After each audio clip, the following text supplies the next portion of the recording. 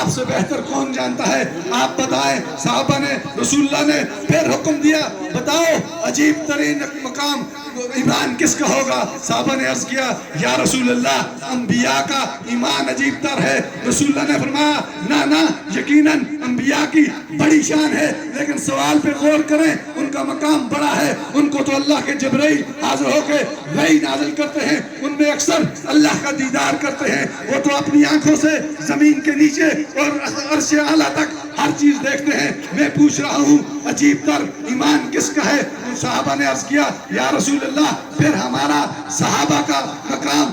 رسول اللہ نے عرض کی یا تمہارا ایمان یقیناً بڑا ہے، اور یہ ہمارا عقیدہ ہے کہ رسول اللہ صلی اللہ علیہ وسلم کے صحابہ کے برابر کوئی نہیں ہو سکتا۔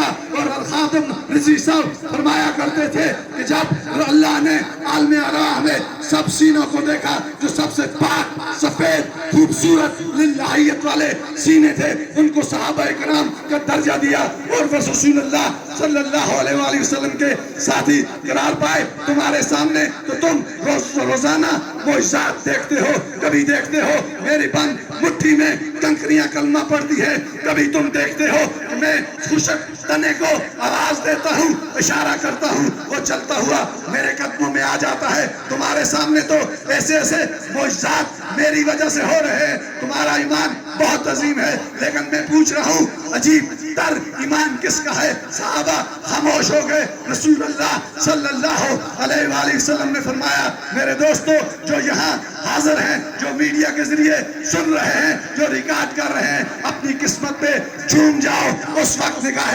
نبوت دیکھ رہی تھی۔ رسول اللہ صلی اللہ علیہ وآلہ وسلم نے فرمایا تمہارے بہت بعد ایسے لوگ آئیں گے جنہوں نے مجھے دیکھا نہیں ہوگا، جنہوں نے صرف سنا ہوگا۔ کوئی کالی زلفوں والا ہوا کرتا تھا، کوئی رسول اعظم تھا، ان کو اگر ساری ان سے مال و متاع لے لی جائے وہ اپنی جان پہ کھیل جائیں گے، لیکن ان کی خواہش ہوگی کہ رسول اللہ کا ایک دیدار نصیب ہو جائے۔ یقیناً یہ وہ ان کی نگاہ نبوت تھی۔ وہ عجیب ایمان آپ کا ہے، ہمارا ہے۔